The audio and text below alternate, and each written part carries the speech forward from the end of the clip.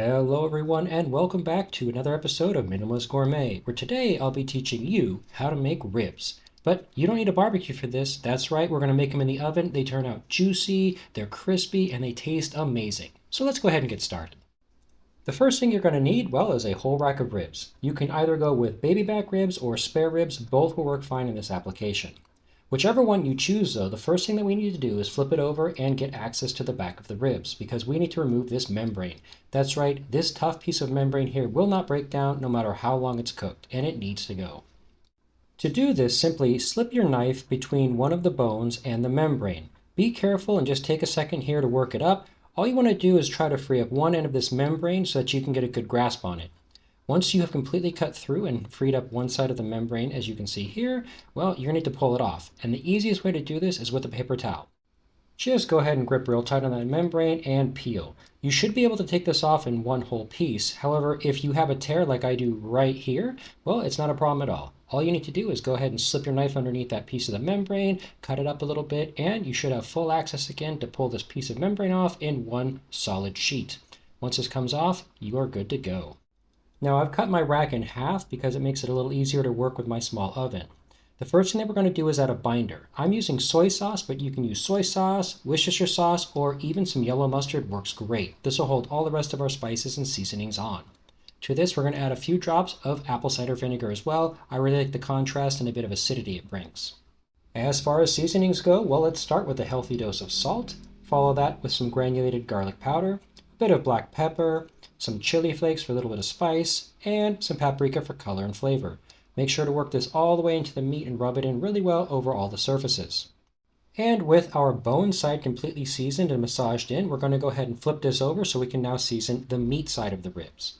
Now when we do this, I like to put down a bed of sliced onions. This does two things. One, it adds a tremendous amount of flavor to our finished product, as well as elevating the ribs off of the bottom, allowing them, I believe, to cook a little bit more evenly and allow the flavors to penetrate a little better. And we repeat the same process on the meat side with soy sauce, vinegar, salt, granulated garlic, ground black pepper, chili flakes, and of course some paprika. Make sure to massage this in completely so all the meat is covered. Additionally, I like to put a little bit of chopped garlic on top because I think it tastes really great in this low and slow cooking process. And before we put these in the oven, the last thing we need to do is wrap them up nice and tight in a blanket of aluminum foil.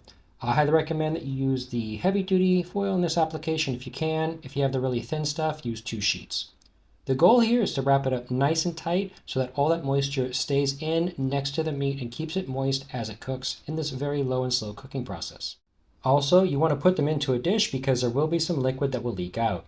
Now you're going to bake these in a 250-degree oven for 2.5 to 3.5 hours. And 3 hours later, let's take a look at how they're doing. Notice there's some rendered fat in the pan. That's why we put them in there. We need to open up the top of this aluminum foil so we can gain access to the top of our rack of ribs and sauce them. Crank your oven temperature to 375 degrees Fahrenheit so it's nice and hot and will caramelize our barbecue sauce. Now you can use your favorite barbecue sauce in this application. I'm going to be using some Sweet Baby Ray's. Apparently Mark Zuckerberg has a thing for this brand. Make sure to put a nice thin layer over the entire surface and spread it out evenly. If you have a pastry brush, that will work excellent. If not, a fork or a spoon will work equally as well. Just try to spread it out nice and thin and even over all the surfaces. And we're going to put it back in the oven for about 7 to 10 minutes at 375 so this first layer of sauce can caramelize and get nice and set. Now 10 minutes later, let's check on our ribs and see how they're doing. When we look at the edges here, we can see that the sauce has completely caramelized and is nice and set, so that's a good indication that it's ready for another layer. Simply spread on another layer as you did before, making sure it's nice and even over the entire surface. Put it back in the oven for another 7 to 10 minutes. And about 10 minutes later here, we are done. These are looking gorgeous to me. The sauce has caramelized and set completely, so I think these are ready to go. Now you do want to let these sit here at room temperature for about 10 or 15 minutes to allow all those juices inside to redistribute and set. Okay, you don't want them leaking out all of your cutting board. That's why you worked so hard cooking this low and slow so that it was nice and juicy. And let's go ahead and take a look at exactly how juicy these ribs are out of the oven. And ooh-wee, they are juicy as well as fall off the bone tender. That's right guys, it is just that simple to make this delicious recipe in your home oven tonight.